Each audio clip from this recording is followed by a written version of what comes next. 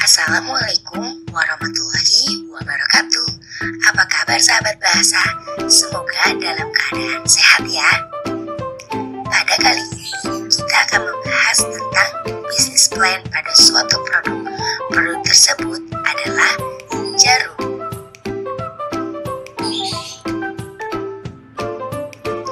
Sebelumnya, izinkan saya untuk memperkenalkan tim produk jarum. Yang pertama, Maisarani sebagai Direktur Produk Jarum. Yang kedua, Sharon Ramadan sebagai Keuangan Produk Jarum. Yang ketiga, Chandra Tian sebagai Pemasaran 1 Produk Jarum.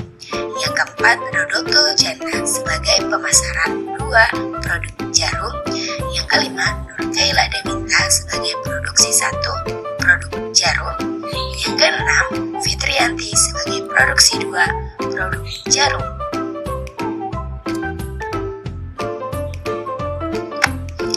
Jarum merupakan singkatan dari jajanan rumah.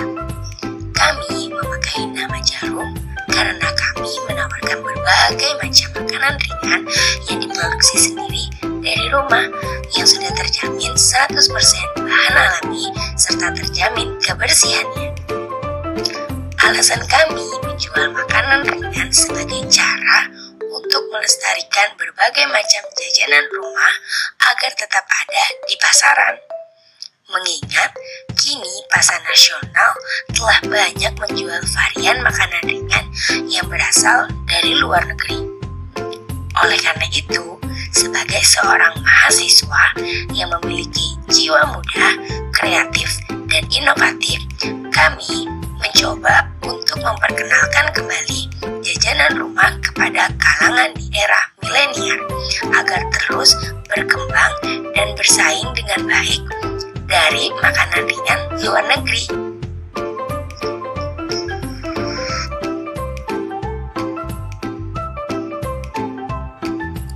Aspek pemasaran pada segmentasi pasar yang kami terapkan dalam produk jarum ini sangat cocok dijual di daerah perkotaan yang mayoritas penduduknya suka dengan yang praktis namun tetap menjaga kebersihan produk. Dalam produk jarum ini kami menargetkan semua kalangan dapat mengkonsumsinya terkecuali bayi. Secara psikografis, produk jarum ini untuk kalangan kelas sosial menengah karena harganya yang berkisar antara 10.000 sampai dengan 13.000 dengan berbagai jenis makanan ringan yang ditawarkan, misalnya kentang mustafa, kacang umpet, kerupuk seblak, dan lain-lain. Begitu juga dengan tingkat kepedasan yang berbeda-beda. Dalam produk-produk jarum yang kami produksi menggunakan bahan-bahan yang alami, bersih, buatan rumahan, dan sangat cocok bagi konsumen dengan gaya hidup sehat. Aspek pemasaran berikutnya adalah analisis tingkat persaingan. Dari data analisis tingkat persaingan yang kita ambil di marketplace, salah satunya adalah Shopee. Kami menemukan dua pesaing yang harganya tidak jauh beda dari jarum, yaitu toko pertama adalah Mamalia Store dari harga 21.000 per 200 gram, varian produk tidak ada varian. Untuk lokasi Jakarta Selatan, penilaian dari customer 4,9 dari 5. Dan toko kedua adalah Petashop.id dengan harga 10.800 sampai 15.000 per 100 gram. Untuk varian sendiri terdapat kentang saja, kentang teri, kentang kacang, dan kentang teri kacang. Untuk lokasi sendiri berada di Jakarta Timur. Untuk penilaian dari customer 4,9 dari 5. Dari dua pesaing tersebut dapat disimpulkan bahwa dari segi harga, produk yang kami jual kurang bersaing dengan Mamalia Store dan Petashop.id. Untuk segi varian produk, soal varian, jarum memiliki keunggulan daripada Mamalia Store yang tidak menawarkan varian lain. Untuk dari segi lokasi, berdasarkan hasil perbandingan, dari toko kedua tersebut masih mencakup daerah Jakarta. Sehingga lokasi kami dari lokasi kedua toko tersebut dapat dikatakan sama atau setidaknya tidak akan memiliki ongkos kirim yang besar. Berikutnya dari segi performa atau penilaian customer. Dalam segi ini kita masih jauh di bawah dari Mamalia Store dan Ketalshop.id yang mana lebih dulu beroperasi. Dan aspek pemasaran berikutnya adalah strategi pemasaran.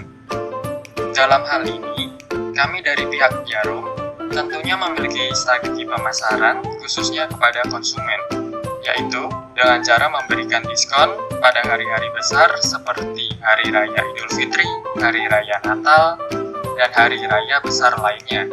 Bukan hanya potongan harga, kami juga memberikan giveaway khusus berupa stiker lucu dan buy one, get one untuk konsumen setia kami. Itulah beberapa aspek pemasaran Jarum. Berdasarkan segmentasi pasar, penjualan produk Jarum menargetkan pada semua kalangan tanpa memandang usia, karena harga produk yang dijual berkisar antara 10.000 sampai dengan 13.000. Sehingga pada produk ini posisi yang paling banyak diminati yaitu pada mahasiswa, dan yang kedua pada orang kantoran, dan target yang ketiga yaitu pada orang tua. Dan bila dilihat dari penargetan produk Jarum, pada usia 15-25 tahun mendapat posisi tertinggi, kemudian dilanjutkan dengan usia 25 tahun sampai 35 tahun, dan yang ketiga 35 sampai 50 tahun, sampai target terkecil yaitu 56 sampai 75 tahun.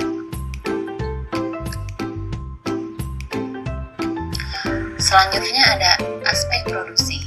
Di aspek produksi ini terdapat 2 poin, yaitu kebutuhan produksi dan juga proses produksi. Pertama, saya akan menjelaskan dulu untuk kebutuhan produksi, yang di sini terdiri atas bahan dan juga alat untuk membuat kentang Mustafa. Saya akan menyebutkan terlebih dahulu untuk bahan-bahan yang dibutuhkan untuk membuat kentang Mustafa. Yang pertama tentunya adalah kentang sebagai bahan utama untuk membuat kentang Mustafa. Lalu ada cabai, minyak goreng, bawang merah, bawang putih, ebi, bumbu penyedap, dan juga gula halus.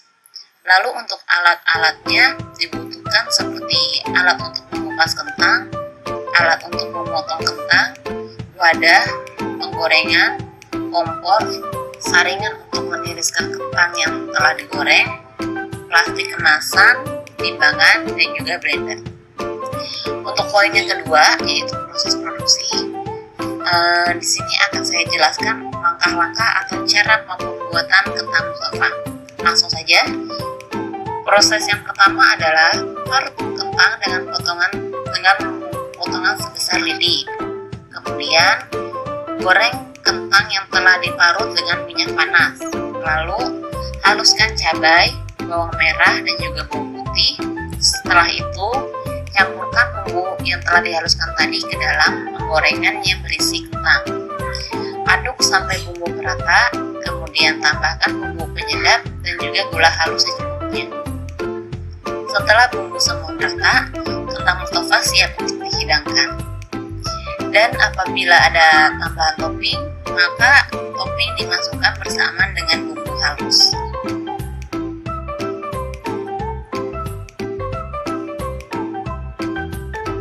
Selanjutnya ada proses pengemasan. Di proses pengemasan ini terdiri dari 5 poin. Yang pertama ada orderan melalui online. Kedua, proses input data, yaitu data yang masuk akan dicek. Ketiga, pembuatan produk yang sesuai dengan pesanan. Keempat, proses packing atau produk matang. Yang terakhir ada pengiriman atau cek data yang akan dikirim.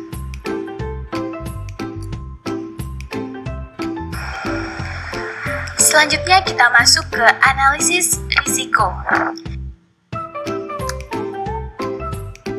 Analisis risiko usaha makanan. Satu faktor yang dapat mempengaruhi proses berjalannya sebuah usaha bisnis, khususnya dalam bisnis makanan, seperti krisis ekonomi yang berkepanjangan dan kenaikan harga BBM, serta faktor pandemi saat ini akan sangat mempengaruhi perilaku konsumen terhadap suatu organisasi bisnis. Selanjutnya, risiko usaha makanan. Risiko yang kami hadapi adalah risiko dalam bersaing, harga bahan, gagal memproduksi bahan baku makanan yang tidak tahan lama. Risiko ini bisa terjadi disebabkan kesalahan manusiawi atau human error, ketidakcukupan prosedur dan kontrol serta pengawasan internal pada setiap organisasi bisnis. Yang berikutnya adalah aspek keuangan. Aspek keuangan ini pertama terdiri dari investasi awal.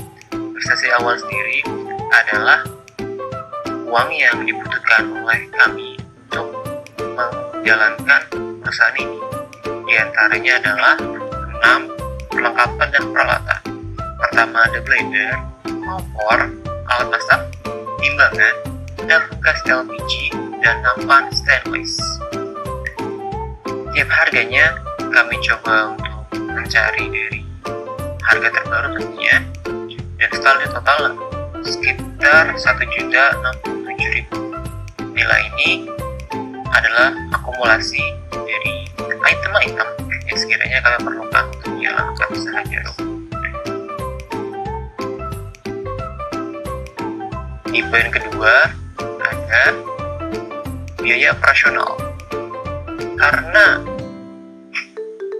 jarum ini bergerak baru saja di lewat media sosial yang mana tentunya membutuhkan internet saja, tidak ada booth atau mungkin sewa tempat, jadi diperlukan satu poin saja yakni internet yang bersih untuk kuota admin. Kuota admin ini diperuntukkan bagi 2 orang yang bekerja di dua platform off. Pertama di Instagram, kedua ada di Shopee. Nah, kebutuhan ini kami anggarkan untuk 100.000 per bulan untuk tiap orang, jadi totalnya adalah 200.000. Yang ketiga atau yang terakhir adalah biaya variabel. Untuk biaya variabel kami fokuskan kepada satu produk, yakni kentang Mustafa. Di antara ada bahan baku kentang, bahan baku ebi, ya semacam udang, cabai, bawang merah, gula, bahan isi ulang gas LPG, dan kemasan untuk mengepak si produk itu sendiri. Nah, di sini terlihat ada 24 kentang per kilogram, dalam konversi kilogram itu yang maaf. Kenapa 24 kilogram? Ini dibutuhkan 1 bulan, jadi merujuk kepada kebiasaan usaha yang sebelum kami pilih ini untuk keperluan tugas, yakni jalan online Maisaren dan Indonesia, membutuhkan sekitar 2 kilo untuk tiap PO, yang mana tiap PO ini diadakan 3 kali dalam seminggu, berarti sekitar 12 PO setiap bulan. Karena tiap PO membutuhkan 2 kg, tinggal dikali saja, maka 12 adalah 24 kg. Begitu juga dari yang lain, ini adalah perhitungan produksi dalam sebulan. Itu bahan habis pakai, kemudian ada biaya pemasaran. Di pemasarannya ada yang terfokus kepada stiker logo. Jadi setelah kami membeli produk kentang Mustafa itu, tentunya kami ingin memperkenalkan perusahaan ini, jadi membutuhkan stiker logo itu sendiri agar lebih mengingat, lebih mudah ya dikenal oleh customer-nya. Untuk totalnya variabelnya adalah bahan pakai di pemasaran adalah 704.500, yang mana jika total biaya tetap 200.000, jadi kami membutuhkan pengeluaran sekitar 904.500 400 per bulan. Ini tidak terlalu besar tentunya. Itu saja dari kami. Mohon maaf jika ada kata-kata yang mungkin kurang enak didengar atau kurang jelas. Terima kasih untuk teman-teman. Assalamualaikum warahmatullahi wabarakatuh.